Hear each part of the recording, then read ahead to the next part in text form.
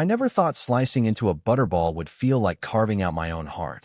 But there I was, alone in the fluorescent glow of a dingy motel kitchenette, fork trembling as the TV blared football cheers from a family I no longer recognized. My brother's text had come at dawn. Family only this year, Ives. Keep it drama-free. Drama-free, like the years I'd spent rotting in a cell for his screw-up, smiling through the bars because blood's thicker than justice. When I logged into the offshore account I'd buried like a landmine years ago, their empire of lies lit up my screen like a Christmas tree on fire, and I hit enter without a flicker of regret.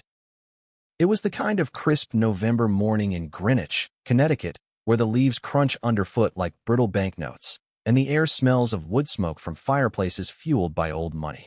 I'd been out for 6 months, paroled early for good behavior, which in the system's eyes meant not shanking anyone over a lukewarm tray of Salisbury steak. Ivy Hargrove, 32, freshly inked with a barcode tattoo on my wrist that itched like unfinished business. My reflection in the motel's cracked mirror showed a woman hollowed out, cheeks sharp as switchblades, eyes the color of storm clouds over Long Island Sound. Prison had sanded down the edges of who I used to be. The golden girl who'd aced Yale on scholarships, interned at Daddy's hedge fund, dreamed of glass ceilings shattered under my Louboutins. Now, I was just Ivy, the family ghost. The Hargroves weren't your average clan. Dad, Elliot Hargrove, built his fortune shorting subprime mortgages in '08, turning other people's foreclosures into his Hamptons Beach house. Mom, Lydia, played the step-forward wife with a side hustle in Botox and board seats for nonprofits that laundered her image.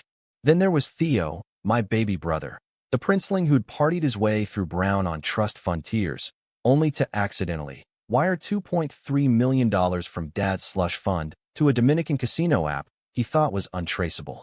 It wasn't. The feds came knocking, but Theo was golden. Tearful confession, rehab stint, a slap on the wrist because Elliot Hargrove's lawyers ate prosecutors for brunch. Me?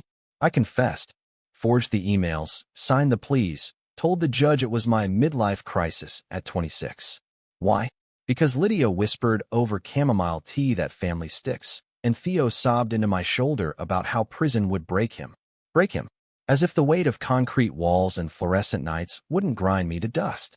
I did 3 years at Danbury, minimum security but maximum isolation, watching trust fund brats whine about gluten-free commissary while I stitched my soul back together with smuggled paperbacks and stolen moments of rage. Out now, I'd crashed in a flea bag off I-95, scraping by on gig economy coding jobs under the alias Eve Lowell. Funny how prison teaches you skills. I'd hacked the library's Wi-Fi to learn Python, built firewalls for dark web forums where ex-cons traded tips on vanishing acts. But vanishing wasn't enough. I wanted them to feel the cold seep in, the way it did when the cell door clanged shut on visiting day and no one showed. Thanksgiving loomed like a bad sequel. I'd half expected the invite, pity scroll on the family group chat, maybe a Zoom cameo with a paper plate of stovetop. Instead, radio silence until Theo's text. Family only this year, Ives. Keep it drama-free. We're heading to Aspen after. Private jet, the works. Love ya. Love ya. Like a post-it note on a corpse. I stared at my phone, the screen blurring as the motel's ancient radiator hissed like laughter. Aspen, the chalet Dad bought post-crash, where we'd tobogganed as kids, Lydia snapping pics for the Christmas cards that hid the cracks. Now it was their playground, sans the black sheep. I didn't cry. Crying's for people with tear ducts left to give. Instead, I booted up my laptop, the one with the VPN tunnel routed through a server farm in Estonia. Years ago, before the fall, I'd been the family's quiet wizard, fixing Theo's crashed hard drives, optimizing Dad's trading algorithms. They'd joked about my nerd powers, but those powers had roots, a hidden backdoor in the Hargrove Holdings network, a ghost account I'd coded as insurance. Call it paranoia, or the daughter's intuition that empires built on sand need a shovel. The login hummed to life. Hargrove Lux, the subsidiary handling their personal assets, yacht charters, vacation homes, that private jet lease through a Cayman shell. Millions sloshing around like champagne in a flute. And there, fat and oblivious, the Aspen trip line item. $450,000 wired to triple jet charters for a Bombardier Global, stocked with Krug and caviar, lifting off Black Friday dawn. Guests: Elliot, Lydia, Theo, his wife Becca, the Pilates instructor who'd held the fort while I held the bars, and their two snot-nosed hellions. No Ivy. Not even a footnote. My fingers danced over the keys, a symphony of vengeance. It wasn't theft, not yet. A simple freeze, reroute the auth codes, flag the transaction as a suspicious activity under OFAC sanctions protocols I'd memorized from compliance training. Poof. Their luxury escape, grounded. But that was the appetizer. The main course? Draining the slush fund Theo thought he'd buried deeper than his regrets, funneling it to a burner wallet tied to victim restitution accounts from the '08 crash. Poetic, right? Their greed, feeding the ghosts they'd created. I paused, cursor blinking like a guilty conscience. Was this drama-free? Hell no. This was scorched earth, the kind that leaves scars on the soul. But as the clock ticked toward turkey time, I pictured Lydia's Botox-frozen smile cracking, Theo's whine turning to wail. They'd left me out. Time to leave them hanging. The motel TV flickered to a commercial, Norman Rockwell's Thanksgiving, all pilgrim hats and pilgrim hearts. I snorted, shutting it off. My version. Rockwell with a razor edge. I hit compile, the code weaving its web. Sleep came fitful, dreams of jet wings icing over mid-flight, plummeting toward the hypocrisy below. Dawn broke gray and unforgiving. I slipped into the lobby's complimentary continental, stale Danish and watery Joe, scrolling the family feed like a voyeur at my own funeral. Becca's Insta stories, pre-flight glam. Hargrove holidays aspen-bound with Theo mugging in aviators, the kids waving foam fingers. Lydia's post, a boomerang of the foyer decked in magnolia garlands, caption grateful for my tribe. Beyond blessed.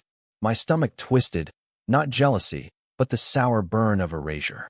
I was the tribe's founding scar, the one they airbrushed out for the glossy print. By noon, the texts started trickling in.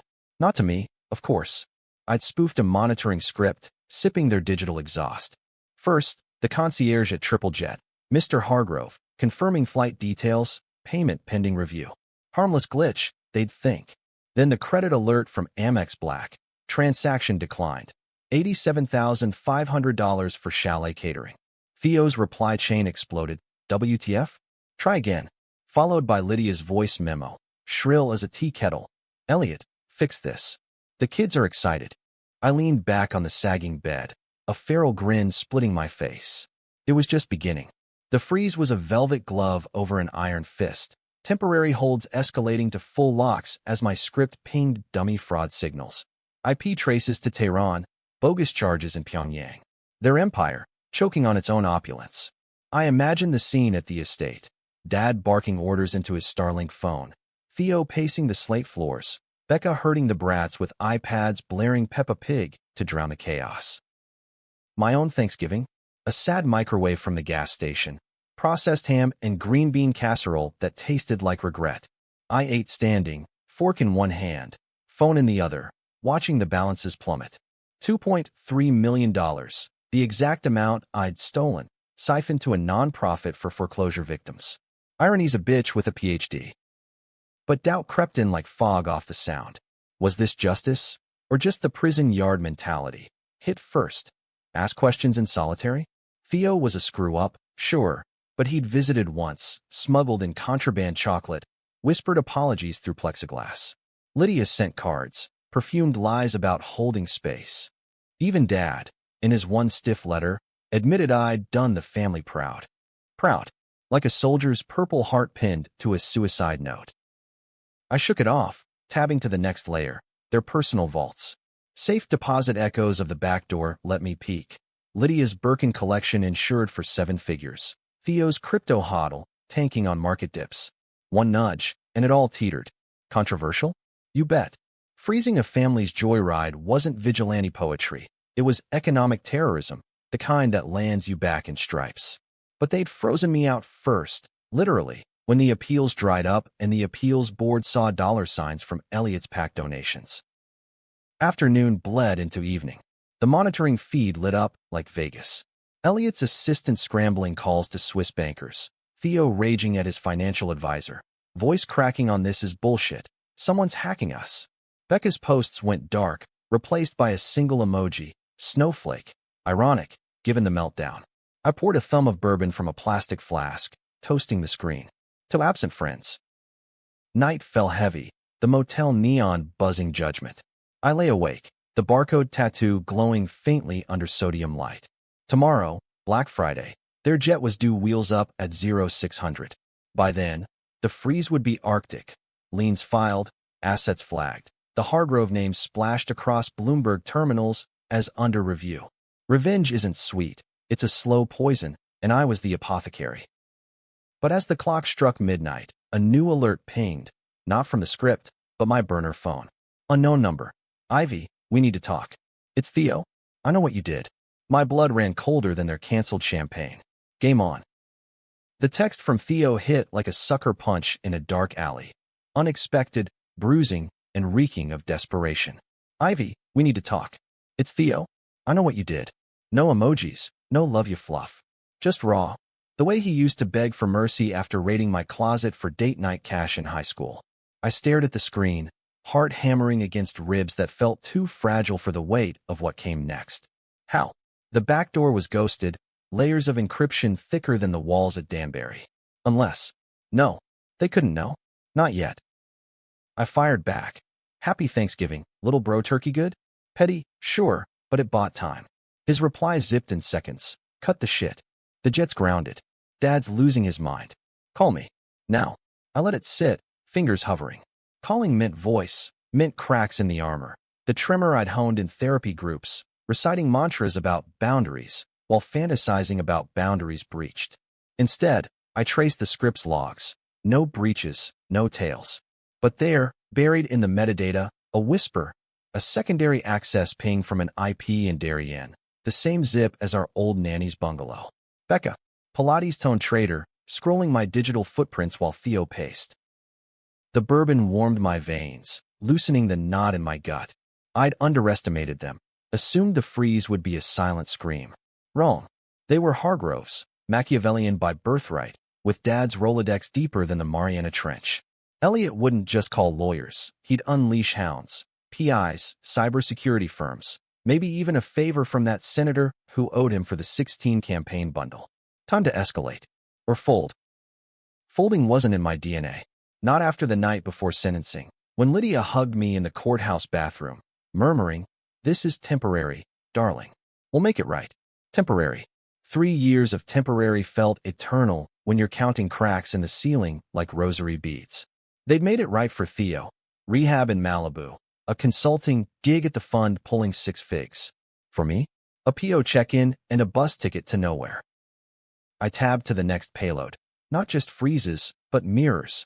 Duplicate transactions bouncing to IRS tip lines. Anonymous dockets on Pacer for the slush fund's darker donors. Russian oligarchs funneled through Miami real estate flips. Controversial as hell. Exposing Dad's empire could topple dominoes. Audits, indictments, the kind that don't end in country club slaps. Innocents would bleed, staffers, cousins, that sweet receptionist who baked me snickerdoodles pre-fall. But justice isn't surgical, it's a chainsaw, and I'd swung mine too long ago to stop now. Dawn cracked the horizon, painting the motel parking lot in bruised purples. I checked out under Eve Lowell, duffel slung over shoulder, heading south on 95 in a rust bucket Civic bought for cash from a Craigslist ad. Destination, Darien, Becca's lair. Not for confrontation, too sloppy, but recon. Parked a block out, I watched through binoculars as the minivan idled, Theo loading ski gear with jerky fury, kids oblivious in the back blasting Frozen on tablets. Becca emerged, blonde ponytail swinging like a metronome of denial, phone glued to her ear. Yes, Elliot, we're en route to the airport. No, the payments. Processing. Lies, polished as her Lululemon. My script hummed in the background, a digital hornet's nest. By 0800, the jet crew texted the group. Cancellation confirmed. Full refund pending investigation. Theo's meltdown voice note leaked through the monitor. This is sabotage. Ivy's behind it. I fucking know it. Crude, unfiltered Theo, the boy who'd once shared my treehouse secrets. Now, accuser-in-chief. I tailed them to White Plains Airport, the private terminal a glass cathedral to excess. From the shadows of a long-term lot, I watched the unraveling. Dad's Gulfstream V idling empty on the tarmac, crew milling like pallbearers. Elliot stormed the FBO desk, silver temples throbbing, barking at a harried ops manager. Lydia fluttered nearby, pearls clutched like a lifeline, hissing into her AirPods about reputational damage. Theo paced, phone to ear, no doubt dialing his tech guy, some Silicon Valley bro who charged $500 an hour to reboot routers. Becca spotted the minivan's reflection in the glass, me, or the ghost of me, and froze. Our eyes locked through the tint, a split second of recognition that said you did this. She didn't wave. She schooled her face to suburban serenity, herding the family toward the Escalade for Plan B. Commercial to Denver, then heli to Aspen. Desperate measures for desperate times. Back on the road, adrenaline soured to nausea. What was I doing? Playing God with their gilded cage, but the bars felt familiar. Mine, now theirs. A billboard loomed. This holiday season, give the gift of forgiveness. I laughed, bitter as black coffee. Forgiveness was Lydia's currency, traded for silence. But secrets fester. Mine, the real hook buried deep. Theo's wire wasn't accidental. I'd coded the app, the one that masked the casino bets as legit trades. Not for him, for us. A side hustle to fund my grad school escape from the Hargrove stranglehold, loans piling like Dad's expectations. Theo found the code, ran wild, got sloppy. I took the fall to bury it all, but the guilt? It was a two-headed beast. The drive blurred into hours, Connecticut's manicured lawns giving way to Jersey's industrial grit. My phone buzzed, unknown spoofed. Ivy, stop. Meet us at the chalet. We explain everything. Dad explained, as if words could thaw the ice I'd forged. But curiosity's a siren, and I was adrift. I rerouted west, toward Teterboro for a red-eye hopper. Controversial decision numero uno. Parley with the devils. Not surrender, ambush. I'd packed heat, metaphorical. A USB worm that'd brick their entire network on insertion. Night swallowed the highway. I stopped at a Wawa for gas and grief, pumping unleaded while scrolling old photos. Us at the Cape, sunburnt and stupid, Theo's arms slung over my shoulders like we owned the world. We had, once. Now, I own the ruins. Aspen loomed by midnight, the jet lag of commercial hell leaving me ragged. The chalet squatted on Red Mountain, a modernist behemoth of steel and glass, lights blazing defiance against the snow-whipped dark. I parked the Civic in the tree lane, trekking the last half-mile on foot, boots crunching powder like bones. The driveway was chaos, rental SUVs iced over, luggage strewn like battlefield debris. Inside, voices ricocheted, Dad's thunder, Lydia's wail, Theo's snarl. I slipped through the service door, mudroom reeking of wet wool and wetter fear. The great room unfolded, vaulted ceilings strung with ironic fairy lights, a fire roaring in the River Rock hearth. They huddled on leather sectionals, mulled wine untouched, faces gaunt in the flicker. Elliot first, spotting me like a hawk on a field mouse. Ivy, not a question, an accusation. Theo bolted up, eyes wild. You bitch. You tanked us. The fund's frozen, clients pulling out. Becca shrank back, kids mercifully asleep upstairs. Lydia reached for me, manicured claws extended. Darling, please. Sit. We can fix. Fix, I echoed, voice steady as the worm in my pocket. Like you fixed me? 3 years for your Golden Boys binge. Elliot steepled his fingers, so cool cracking at the edges. It wasn't like that. Theo. He confessed everything. To us. The real story. My pulse stuttered. Real story. The one I'd coded, the one we'd buried together. Theo's gaze dropped. Shame or calculation. Ivy, we needed you to take it. But Dad found out about the app. Your app. He covered it. For all of us. Lies or half-truths. The room spun, firelight dancing like accusations. I'd come for blood, but the vein was my own. The chalet's fire popped like gunfire in the stunned silence. Embers swirling up the flue as Elliot's words hung heavy, a noose disguised as olive branch. Your app, he repeated, slower, as if tasting the syllables for poison. Theo nodded, miserable, sinking into the cushions like a punctured balloon. Becca's eyes darted pity, calculation, while Lydia poured wine with trembling hands, the glug-glug a metronome to my unraveling. I stood frozen in the mudroom archway, snow melting off my boots into puddles of doubt. The worm burned in my pocket, a live grenade one thumb flick from detonation. But now, the script felt juvenile, a tantrum scripted in binary. Bullshit, I spat, but it landed flat, voice cracking on the edges. You let me rot. Visits dried up after month 6. Cards stopped at year 2. If you covered it, why ghost the one who held the line? Elliot rose, broad as the bear rug he'd bagged in Alaska. Trophy for a man who collected conquests. He crossed to the bar cart, splashing scotch neat, offering a glass. I waved it off. Trust is a luxury I'd pawned long ago. Sit, Ivy. This isn't the full picture. His tone, that boardroom baritone, brooked no argument. I perched on the arm of a chair, muscles coiled for flight or fight. Theo broke first, words tumbling like an avalanche. The feds weren't just on me. They traced the code, your fingerprints all over it. Dad's lawyers spun it as familial involvement. But to stick, someone had to own the intent. You were expendable. Expendable. The word clawed up my throat, while sharp. I'd been the fixer, the smart one, the daughter who coded their escapes while Theo partied. Expendable like a post-it reminder. Lydia interjected, voice a silk noose. We protected you, darling. Elliot pulled strings, reduced sentence, early parole. And the fund? It's yours too. Always was. She slid a folder across the coffee table. Legal docs, crisp as fresh snow, outlining a trust amendment. My name, beneficiary on 15% of Hargrove Holdings. Posthumous, almost, like they'd planned my erasure. I flipped through, numbers blurring. Millions. Enough to buy back the years, the ink, the hollows under my eyes. But the fine print? Clawbacks tied to non-disclosure. NDAs thicker than the chalet's walls.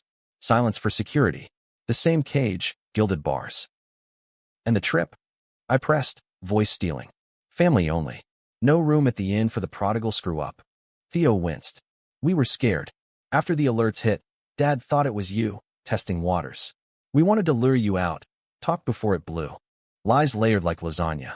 My script had pinged no outbound probes. This was improv, damage control with a side of inheritance bait.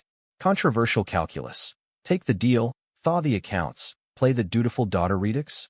Or drop the worm. Watch their world winter over. Funds seized. Headlines screaming Hargrove heirs holiday hack hoax? The latter?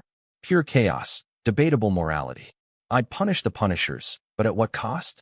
My soul, already threadbare, or theirs, Theo's fragility, the kid's innocence, Lydia's facade crumbling into something human? The fire died to coals, shadows lengthening like fingers accusing. Outside, wind howled off the roaring fork, rattling panes. I thought of Danbury's yard, stars smudged by floodlights, whispering plots with cellmates who'd shank for a sandwich. Revenge had been my North Star, but stars shift. Twist, maybe I'd been the villain all along, coding the fall that felled us. Or maybe they were, puppeteering from the wings. Prove it, I said finally, sliding the folder back. Unfreeze me first. Real access, not paper promises. Elliot's eyes narrowed, shark slick. He nodded to Theo, who tapped furiously at his phone, broker links, auth codes flashing. Within minutes, my burner lit up, alerts lifting, the slush funds echo pinging free. A test transfer, $10,000 to my Eve Lowell account. It cleared. Power, real as the scotches burn. But as Lydia exhaled relief, hugging me fierce, too fierce, Chanel number 5 choking, I felt the shift. The worm stayed pocketed, but so did forgiveness. I'd take the trust, play the game, burrow deeper. Revenge isn't a bonfire. It's termites, slow and sure. By summer, I'd be inside, rewriting the code from the C-suite. We salvaged scraps of the holiday, reheated takeout turkey from a late-night grocer, kids stumbling down in footy pajamas, oblivious angels demanding stories. Theo spun yarns of Aspen adventures past, voice cracking on the edges. I smiled, the mask fitting snug. Happy ending? For them, maybe. Empire intact, black sheep reintegrated. For me, a Pyrrhic dawn, where justice tastes like ash and ambition. As dawn gilded the peaks, I slipped out to the deck, coffee steaming in the chill. The Civic hunkered below, a relic of my rage. Phone buzzed PO check-in reminder. All good, Ives. I typed never better, pocketing the worm for another day. They'd left me out once. Next time, I'd lock the door from inside. But in the quiet, doubt lingered, a seed of what if. What if I'd hit enter, let it all burn? Would the headlines call me hero or harpy? Debatable, like all good vendettas. America loves its underdogs until they bite back. And me? I'd learned to live with teeth. The family stirred inside, laughter tentative as thawing ice. I joined them, the prodigal with a pocket full of futures. Thanksgiving reclaimed, but the bill? It came due in shadows, one line of code at a time.